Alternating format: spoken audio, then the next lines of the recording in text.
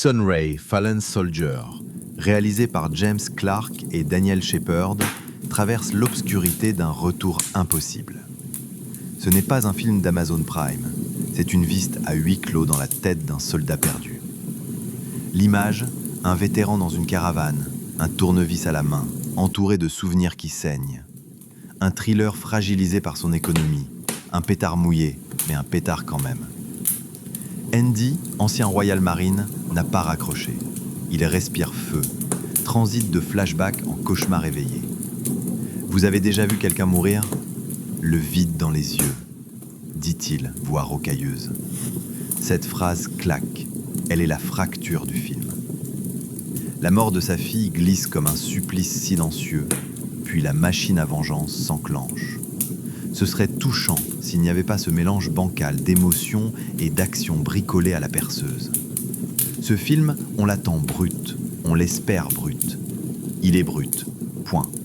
Le trio d'anciens camarades traque, saigne, tire, tranche. Plan nerveux, monté, haché, l'exécution est presque mécanique. Voilà comment un commando réagit, disent-ils, et leur vécu à l'écran donne du poids. Mais le spectateur, lui, oscille entre frisson et ennui. Les scènes de PTSD sont fortes, yes. Une scène intime, autour d'une table. Un marine partage une embuscade. La voix tremble, le souvenir suinte, sans flashback pompeux. Une vraie gifle. Et à côté, le final. Twist improbable qui goûte comme un vieux bain faute d'évacuation. Ce twist, on l'avait vu arriver au coin de la caravane. Il soulève plus de questions que de réponses. Il plombe le film.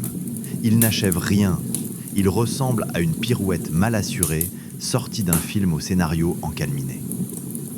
La vengeance, flux locomotive, le film cale vaille que vaille. Tip Cullen campe un Andy âpre, marqué, ou marqué, point. Il ne surjoue pas, il évite la performance. C'est plus efficace.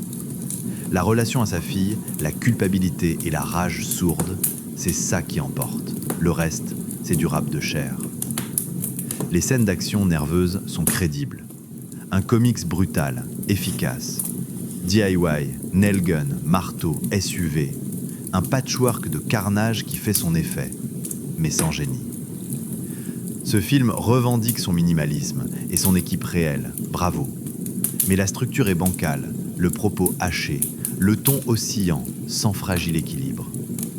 Il reste quelques éclats, l'authenticité du vécu militaire, la scène table PTSD, l'énergie brute, mais le puzzle éclaté laisse des trous qu'on ne peut ignorer.